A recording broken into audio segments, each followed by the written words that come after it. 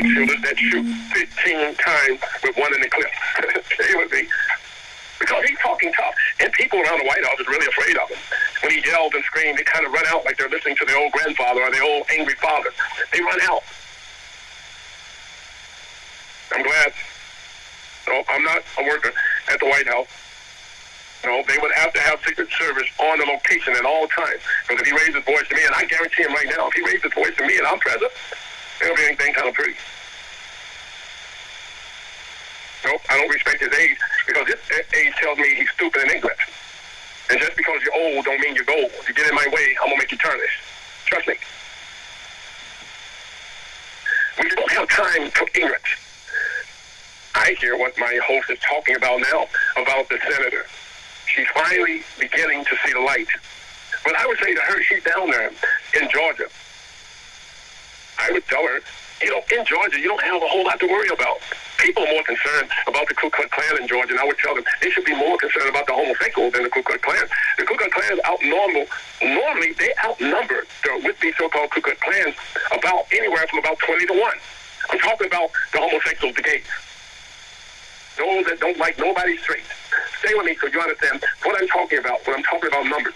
Everybody that goes to Georgia now, they're always worried about, you get in trouble in Georgia. For what? Not being obedient to the homosexuals. That's about the only thing you're going to get in trouble for. Because the Ku Klux Klans don't run Georgia. The blacks there don't run Georgia. The Hokies there don't run Georgia. Georgia's ran by the homosexual. You should know that already. I don't care about who's getting angry. I'm just telling you, that peach-giving state, I don't care. I don't care nothing about that peach-giving state. Peaches. Just what the name of peaches. That's what I think about Georgia. So don't even try and change it. Peaches. That's what I think about Georgia. Peaches.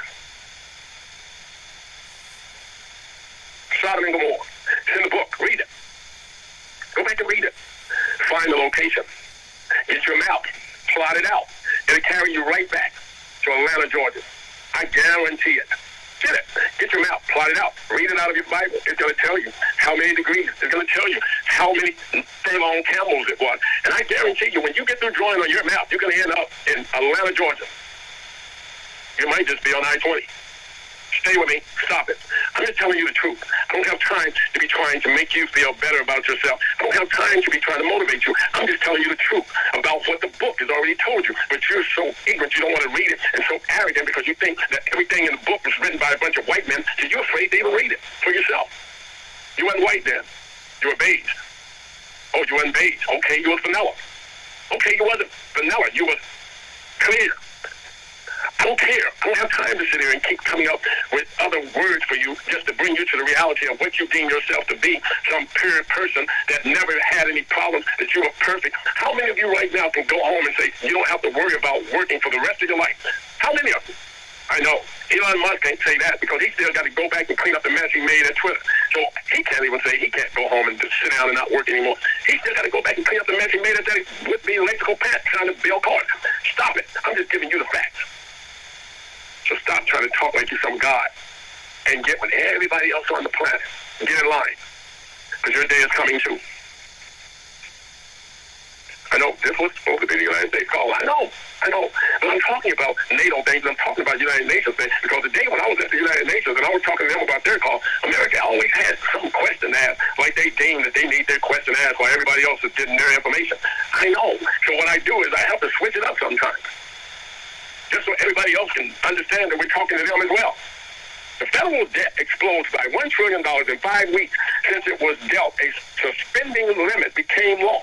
This suspending limit that became law was something that came straight from the White House, according to the Treasury Department. They were bringing in something just so they can fix it, so they can start regulating all the would-be currencies around the world, especially that Bitcoin. They have definitely got to put a regulator on that before it just goes off the Richter scale to nowhere. June the 3rd, however, Biden signed a legislation reflecting negotiations with the House Republicans that requires a small spending cut next year. And it allows an unlimited federal borrowing until 2025. Listen to that. Who is they in their right mind think is about to loan them an unlimited borrowing ability, and they haven't even paid their debt since the year of 0025. I'm just helping you out. And they want an unlimited borrowing. They want to go shopping. An unlimited shopping. with your credit card. I know somebody said, not going to help. I hear you. I'm with you. They're asking you, though, for an unlimited credit card until 2025 so they can be able to do nothing more and buy them some more Lamborghinis. They need some more Mercedes sitting outside the White House. Stay with me.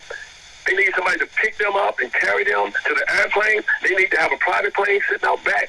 They need someone to have 4 or 5 escorts blacked out with these so-called sedans, Suburbans, if you might. I'm just helping you out. And they want to do all this with an unlimited credit card. And they already right now saying that they're $32 trillion in debt. And they went $1 trillion in debt in 1 week. I know. I don't know what they spent it on. A bunch of... Stop it. They spent it on a bunch of butt-naked girls and a bunch of would-be so-called Coca-Cola. What else do you think they spent the $1 trillion on that they spent so much at one time? I don't know. You come up with the answer. Stop asking me. They want a no-debt showing, in effect, so that they can borrow at least $350 billion in a single day and across a would-be mark of $32 trillion, and the next would be 2 weeks. Come on, man. I know. Who do they think they're talking to? I saw it. I read it. What do you think I thought about it? What do you think I did? Let me ask you. I'm going to say it to you again, and you tell me what you're going to think about it. Tell me what you're going to say about it. They want, for their federal borrowing, they want to be able to borrow $350 billion in a single day. But they want to do that every day now until they at least get to at least $32 trillion in what they deem to be in less than 2 weeks. I know. You said what I said. I'm just not going to say it the way you said. But I can tell you what, not going to happen.